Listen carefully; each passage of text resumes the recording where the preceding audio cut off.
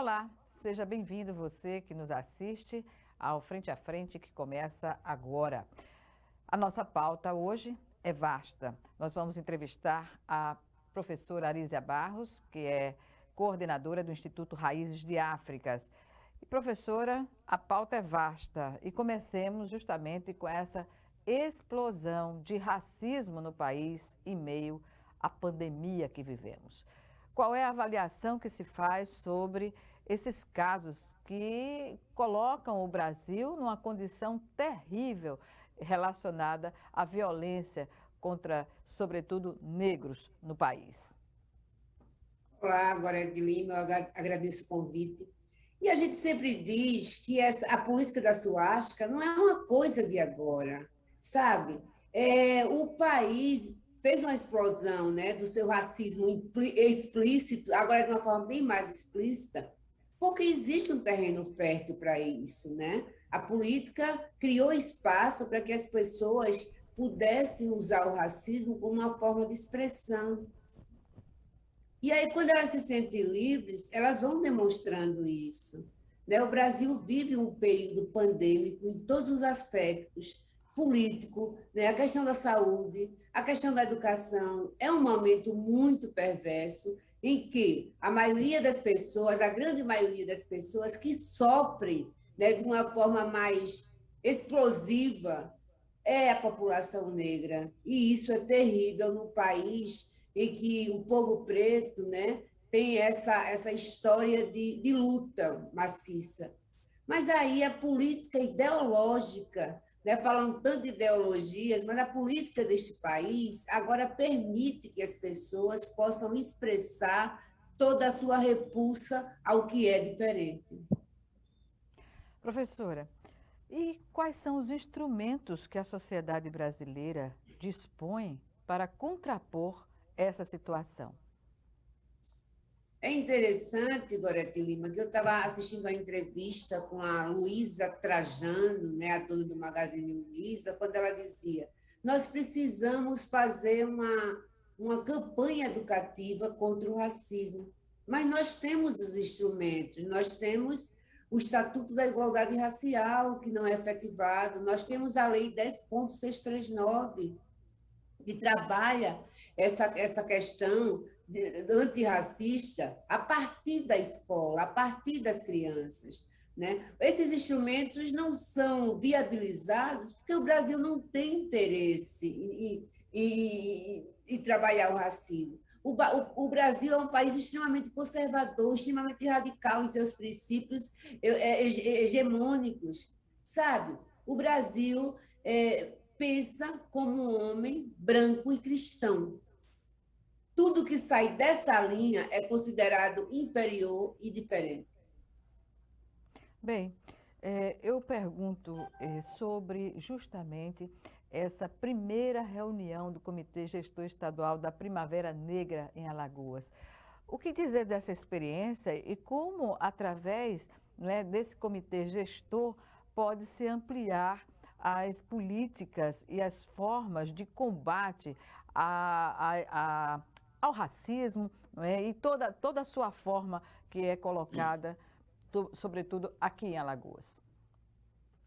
Na verdade, a proposta da Primavera Negra, que é reunir 1 milhão de pretos em Brasília, pretos e pretas, é trabalhar essa coisa do ativismo a partir dos valores sociais. Claro, para que o ativismo se transforme em políticas públicas, é preciso que a gente tenha essa política partidária, ou, aliás, a política em si, né, o executivo, o legislativo, que dão vida a esse processo. Mas é preciso que pretos e pretas comecem a fazer uma leitura mais harmônica das lutas, né? Mesmo a partir das nossas diferenças, que nós possamos nos reunir e discutir uma pauta.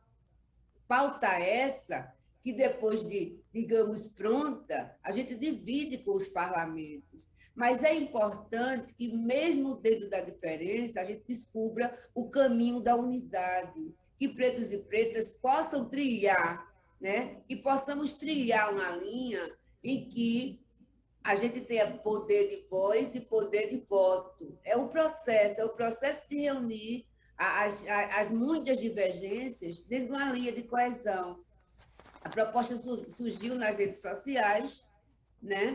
E, assim, nós fomos indicadas para ser para coordenar aqui a comissão gestora em Alagoas, e a gente está buscando. É claro que a pandemia tira o grande gás, né? Tira todo o processo de rapidez, né?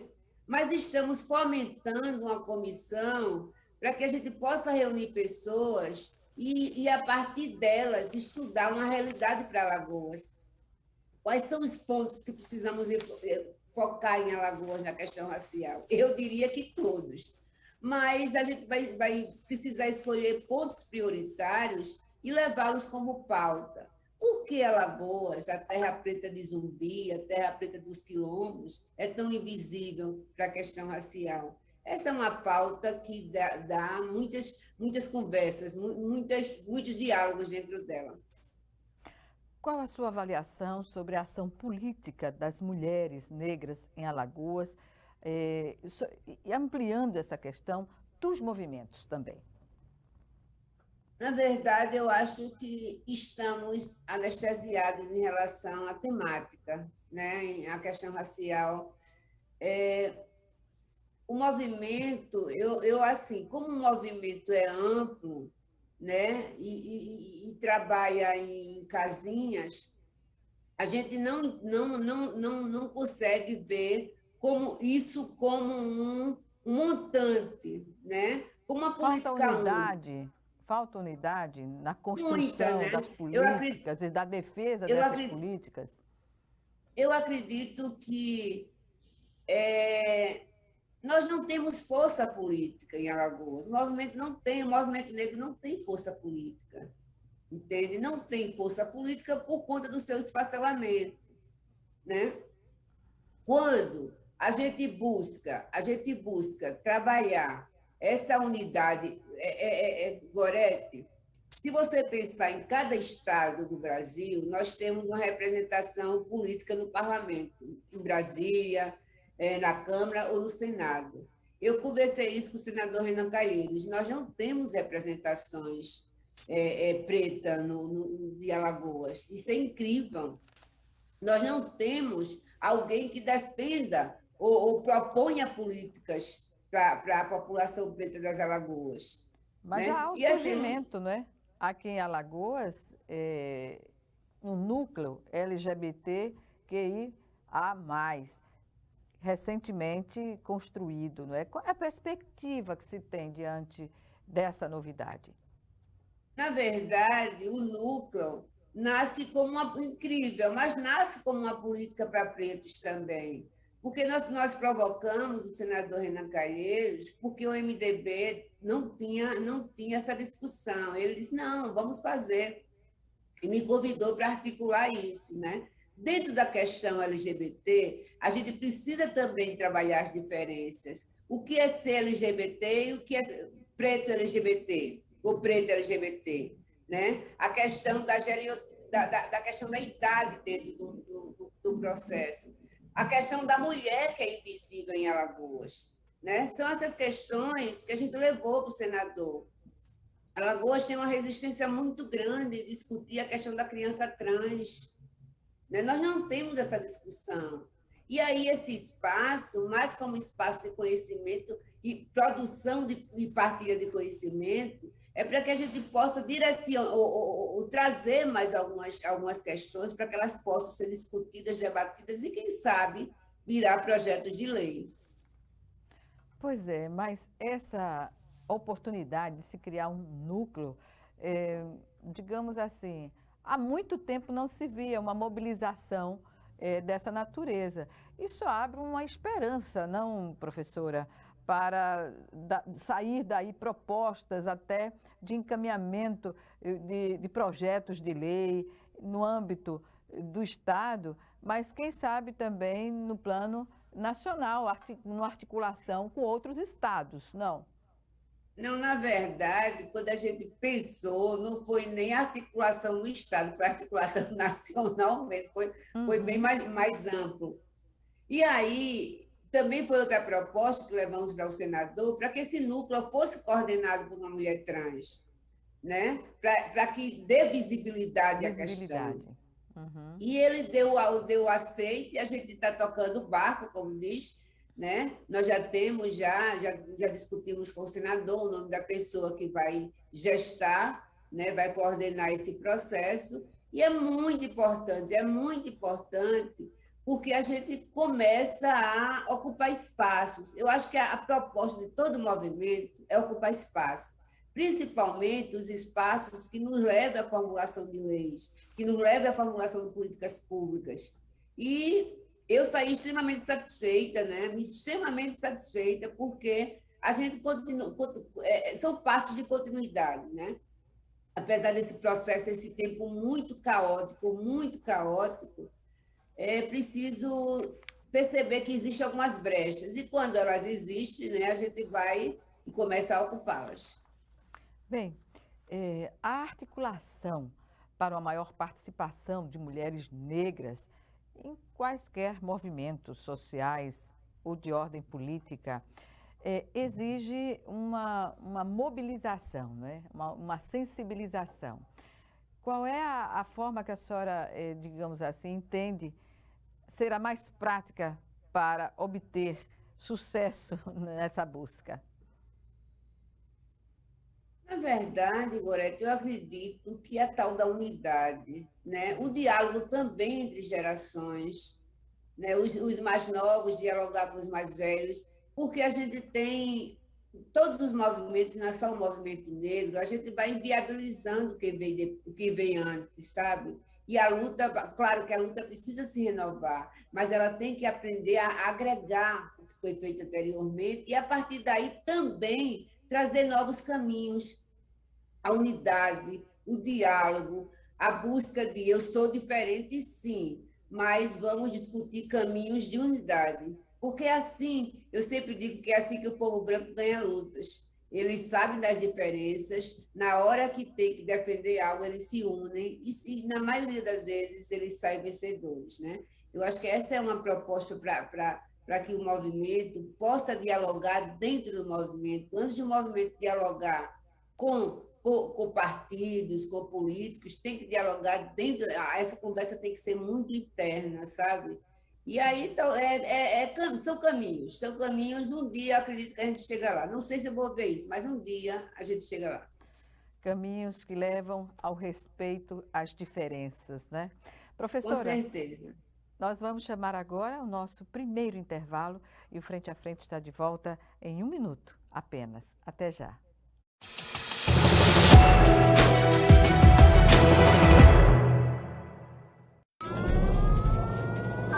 Há mais de 40 anos, um grupo de médicos criou uma organização de emergência médico-humanitária capaz de oferecer ajuda às pessoas em meio a desastres naturais, epidemias ou guerras, atendendo os mais necessitados sem se importar com raça, religião ou ideologia. Hoje, Médicos Sem Fronteiras envia equipes totalmente preparadas para responder a emergências por todo o mundo. Nossos profissionais são financiados por pessoas como você e eu. Conheça-nos, participe, apoie, porque juntos chegamos mais longe.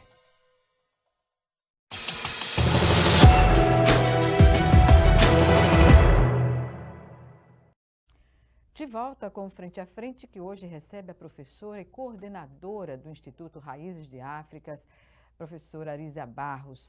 Professora, falemos agora sobre essa realidade que se estampa aqui e acolá, de quando em vez, ou de vez em quando.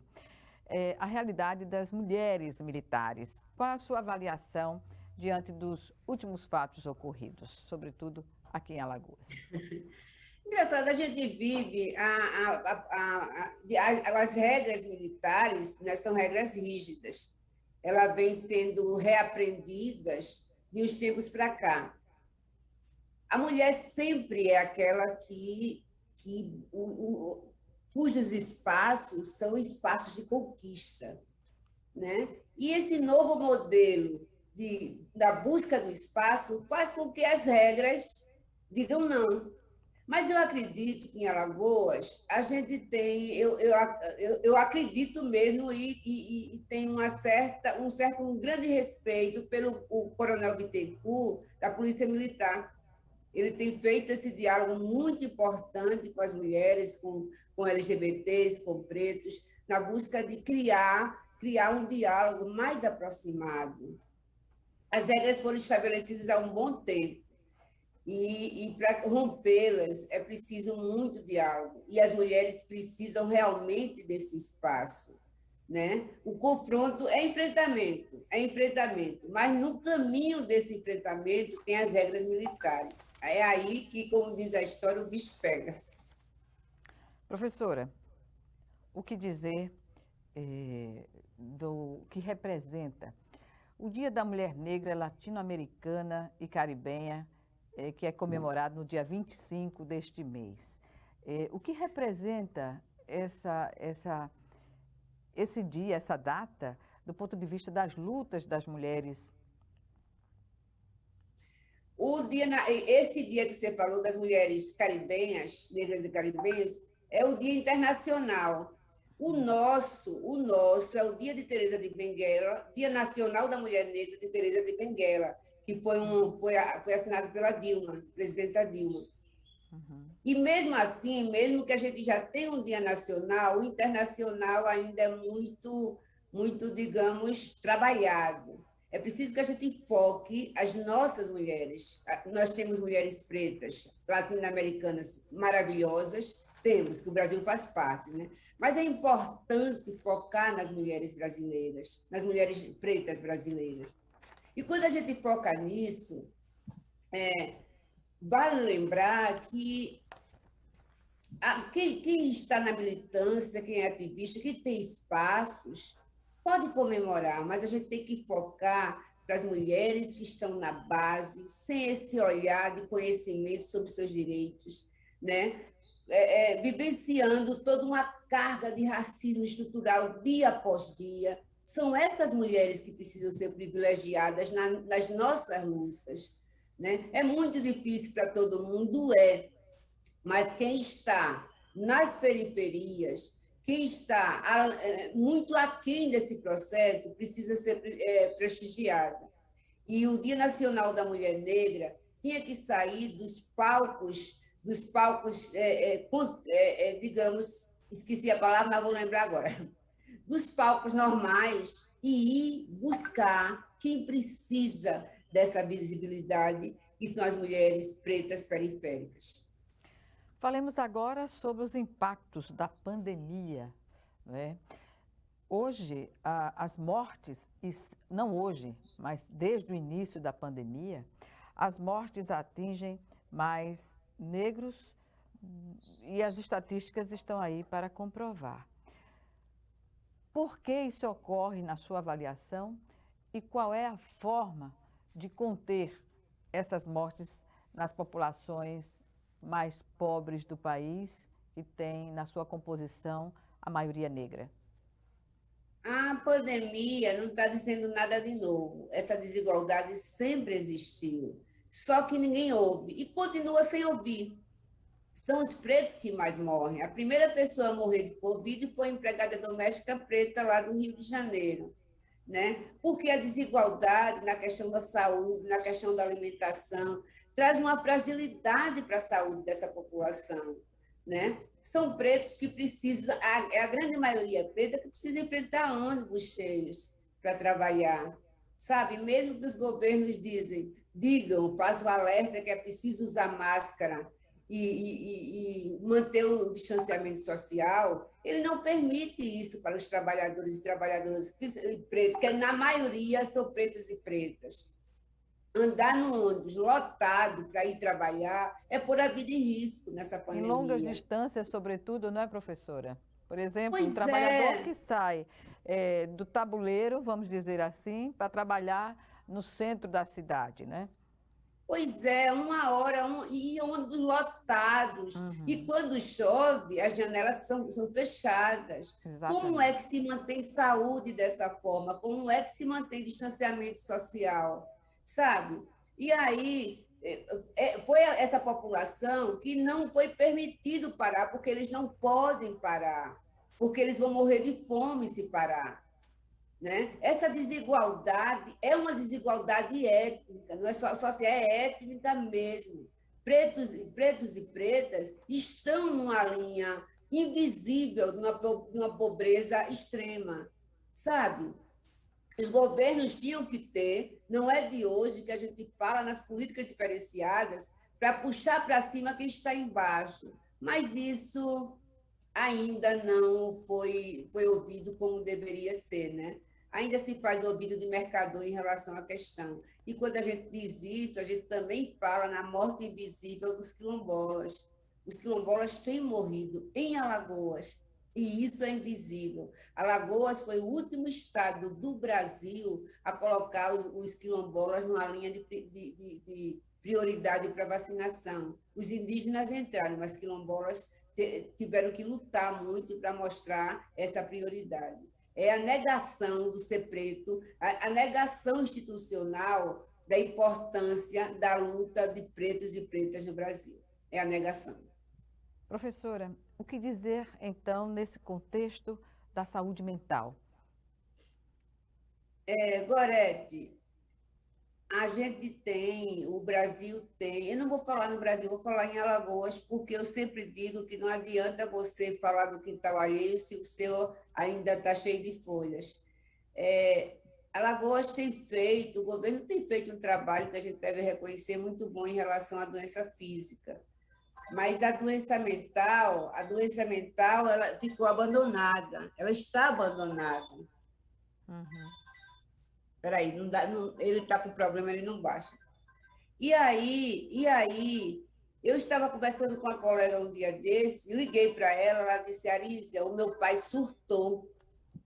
Meu pai nunca teve problemas mentais e ele surtou. Eu estou com ele aqui no hospital, sabe? E assim, não só o pai dela, mas muita gente tem surtado. É preciso dar esse olhar, porque a Covid, ela não afeta só o físico, né? Não afeta só quem está doente, mas quem não adoeceu e precisa viver em isolamento, quem não adoeceu e tem medo, sabe? O medo agora é uma companhia diária das muitas pessoas. As pessoas têm medo de sair e se contaminar. As pessoas têm medo de ficar em casa e surtar. Porque o brasileiro não tem essa coisa, o brasileiro tem essa coisa de viver em isolamento. A gente é muito contato físico, a gente é muito abraço. E isso foi proibido, foi quebrado um elo. A gente teve que reinventar essas relações sociais. E não é fácil, não é fácil. Pois é, e nesse sentido, deveria, digamos assim, o governo já se organizar no sentido de buscar atendimento para as pessoas que não têm a condição de pagar, né, os serviços de um psicólogo, de um psiquiatra, enfim, dar essa condição de atendimento nos postos que estão instalados no Estado. Seria uma providência a ser tomada? Os CAPs fazem esse trabalho, mas os CAPs não suportam. A demanda. Porque a quantidade agora aumentou de uma forma considerável. Nós estamos, eu acho que há 2 anos ou 3, né, porque a luta é sempre assim, difícil, buscando, junto à Secretaria da Saúde, Instituto Raiz de África, a criação do comitê para a questão da prevenção ao suicídio. O comitê tem decolado de uma forma muito lenta, mas já está caminhando. Mas é preciso que o Disque Saúde Mental também foi uma luta nossa, mas é tudo muito tímido, sabe?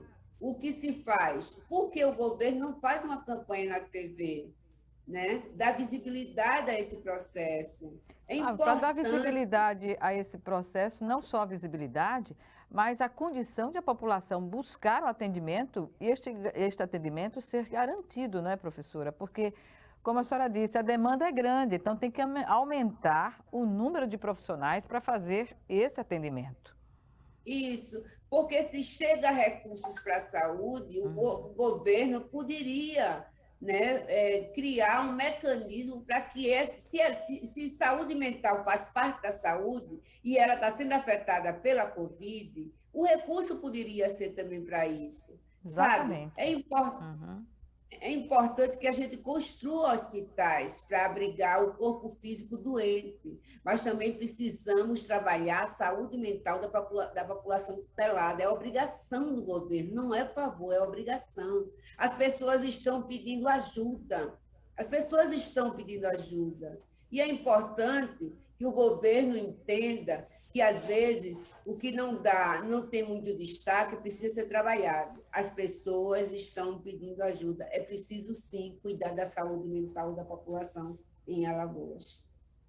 Ações articuladas, melhor dizendo, né, professora? Porque um programa como esse, ele tem que buscar a capilarização necessária para, por exemplo, o programa da família, não é, da saúde, poder detectar isso, encaminhar e o paciente ser atendido, né? Programa Saúde da Família. Abrir leitos em hospitais, para a saúde mental. Se cada hospital que fosse construído em Alagoas fosse aberto o leito para a saúde mental, a demanda diminuiria. Não ia resolver, mas já seria um bom paliativo. E a partir dessa experiência, pode-se estudar a abertura de novos leitos, mas é preciso, novamente, focar na saúde mental. Porque um dia depois que a Covid passar, a população vai precisar muito. Então, há de se pensar na construção de um hospital voltado unicamente para a questão da saúde mental, porque a população que depende desse atendimento é grande, tende a crescer, como a senhora colocou, e é imprescindível, sim, o atendimento numa estrutura específica, não é, professora? Isso, a minha irmã mora em Milão, e a pandemia afetou tanto a vida das crianças lá, que eles construíram um hospital só para tratar a saúde mental das crianças, né? E aí a gente se pergunta por que isso não acontece aqui? A gente agora tem muita facilidade de construir hospitais, né? Por que isso não acontece? E a proposta é boa, o hospital voltado para a questão, com especialistas, com atendimento humanizado, né? Porque a gente entende que as pessoas, o sistema não trata igual as pessoas, existe um tratamento diferenciado. Né? É preciso que esse hospital seja humanizado. Exato. E precisamos minimizar os conceitos preconceituosos até que existem sobre a saúde mental, né? As pessoas muitas vezes não reconhecem esse problema no outro, não é verdade? A não ser que chegue ao cúmulo, por exemplo, de um suicídio, não é verdade? Assim, o suicídio tem acontecido na pandemia, eles estão em apagamento, né? A imprensa não diz, as pessoas não, mas tem aumentado o número de suicídios nessa pandemia. Isso em consequência dessa invisibilidade do olhar para a saúde mental. Se as pessoas viviam em depressão antes, isso aumentou consideravelmente. Professora, vamos agora para o nosso segundo e último intervalo de 1 minuto. Estaremos de volta já já.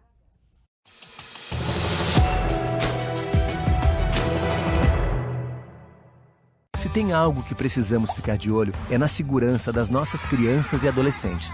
Violência sexual, uso de álcool e drogas, trabalho infantil, situação de rua e desaparecimento de crianças são exemplos do que precisamos prevenir e denunciar. Disque 100 e denuncie qualquer violação dos direitos das crianças e adolescentes. Baixe também o aplicativo Proteja Brasil no seu celular. Respeitar, proteger, garantir. todos juntos pelos direitos das crianças e adolescentes. Doar sangue é seguro e não dói. O Hemocentro de Alagoas utiliza a mais alta tecnologia para fazer a coleta de sangue. Para doar sangue, é necessário ter mais de 18 anos, pesar mais de 50 quilos e apresentar um documento de identificação com foto. O doador não pode ter contraído doenças como a hepatite, sífilis, AIDS e doença de Chagas. Mais informações é só ligar 3315 2106. O Hemocentro de Alagoas precisa de você.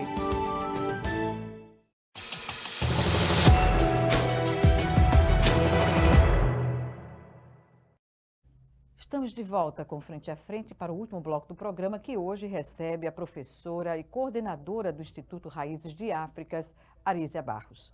Professora, falemos agora em cotas. A gente observa que nessa explosão de racismo que ocorre, sobretudo durante a pandemia, é muito comum verificarmos nas redes sociais expressões as mais diversas, entre elas o preconceito também sobre as cotas existentes na educação, sobretudo.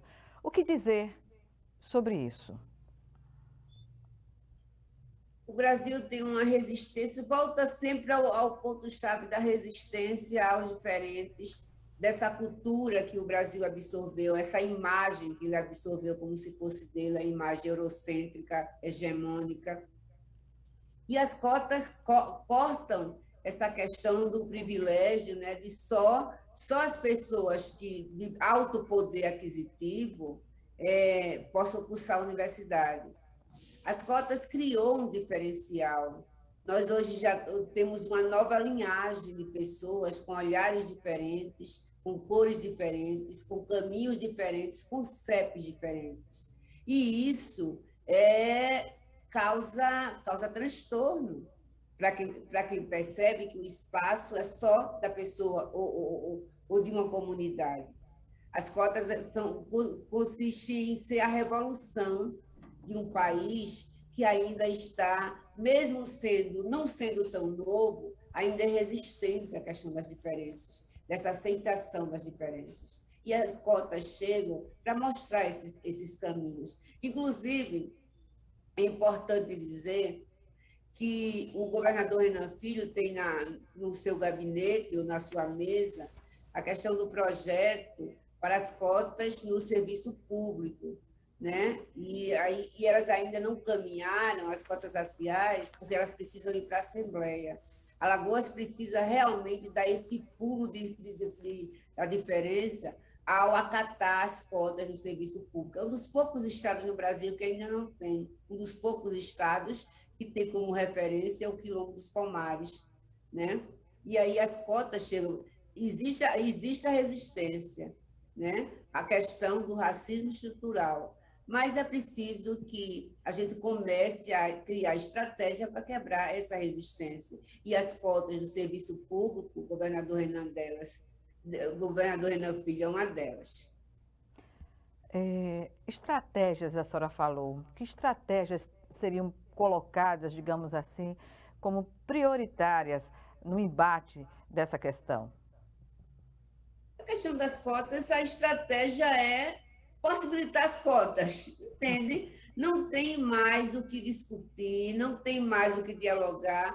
Eu acho que desde 1500 que a gente vem sensibilizando o povo preto e os diferentes, os indígenas, vem sensibilizando, né, para a questão dessa aceitação. Agora a gente já saiu desse processo de sensibilização, a gente precisa de políticas públicas, e as cotas é uma delas. Não dá mais para negociar, já passou dessa hora. Agora é implementar a política e que a política se faça.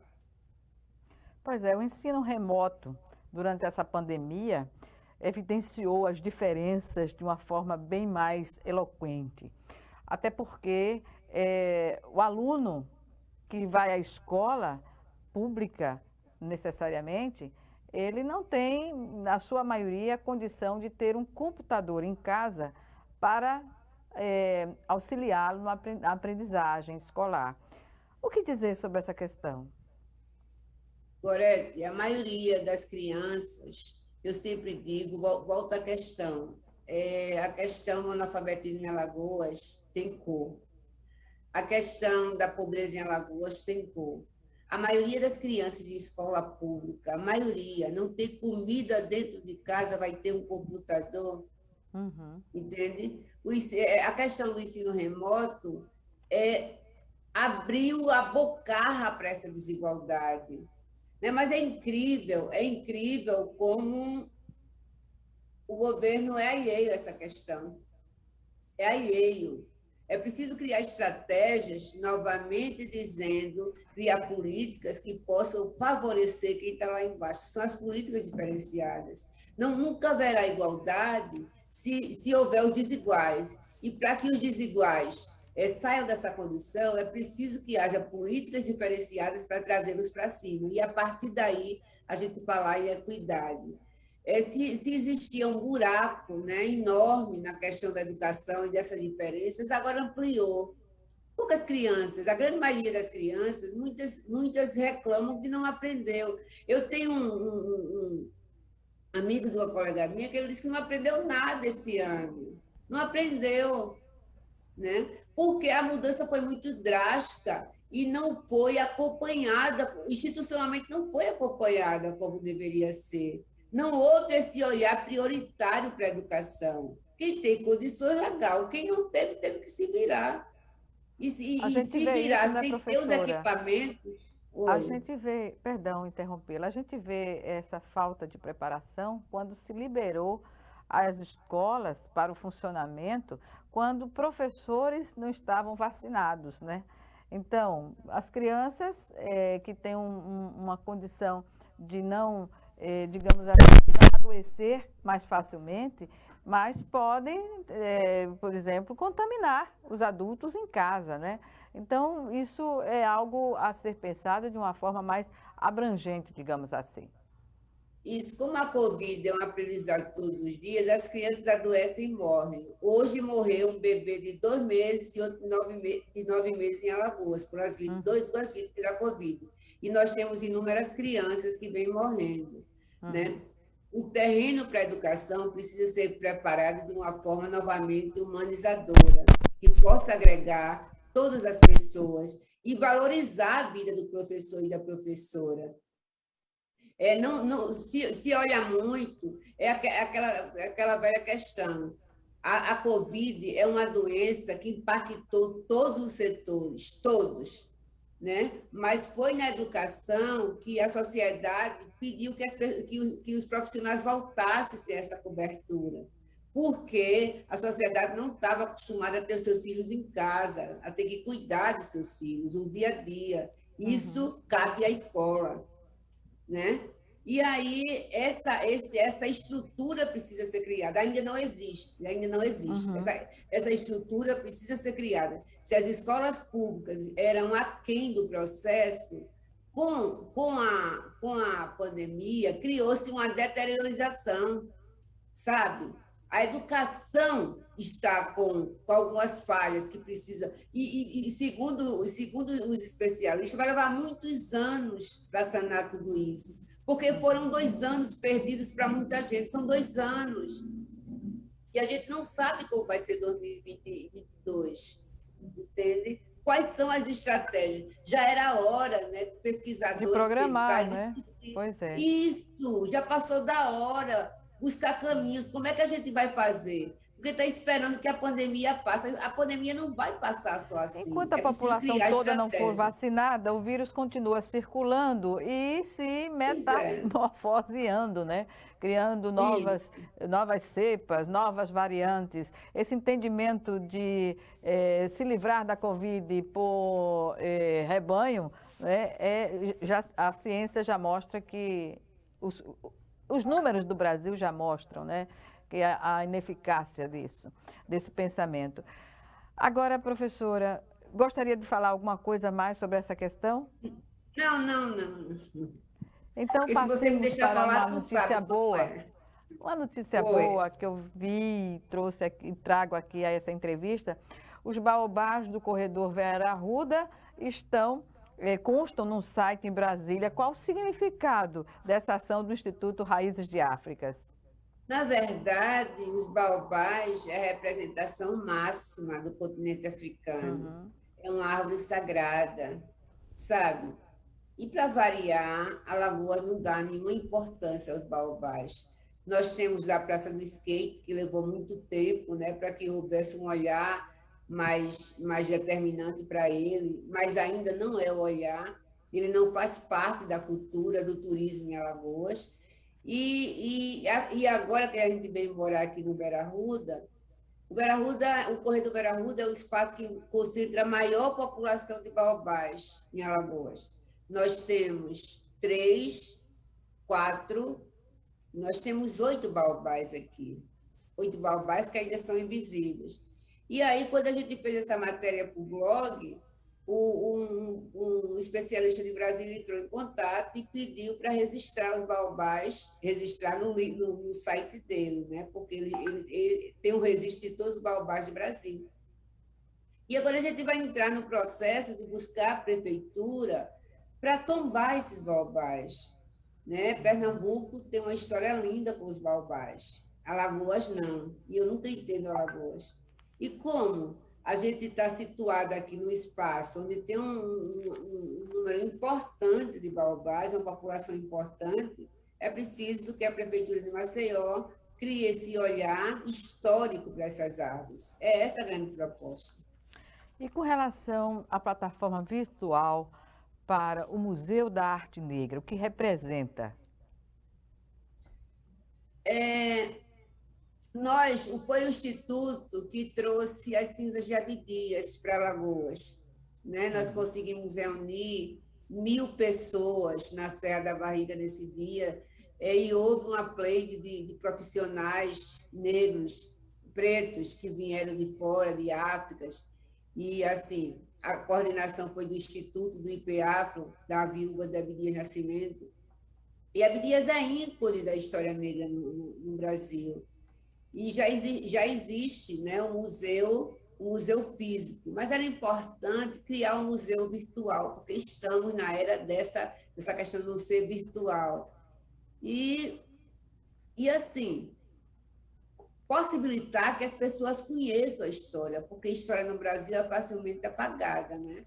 E o museu virtual faz com que as pessoas possam fazer esse passeio no conhecimento e redescobrir, reinterpretar a história de pretos e pretas a partir da história de Abdias Nascimento. Professora, estamos nos minutos finais da nossa entrevista. Algumas considerações que a senhora queira fazer?